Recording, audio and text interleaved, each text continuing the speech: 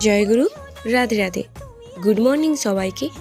এই মণ্ডালাটা একটু ইউনিকভাবে তৈরি করার চেষ্টা করেছি।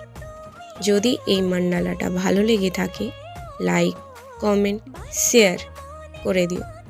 এই ধরনের নিত্য নতুনভাবে মণ্ডালা দেখার জন্য বা নিজেরা তৈরি করার জন্য আমার এই চ্যানেলটিকে সাবস্ক্রাইব করে দিও। বাই, রাধে রাধে।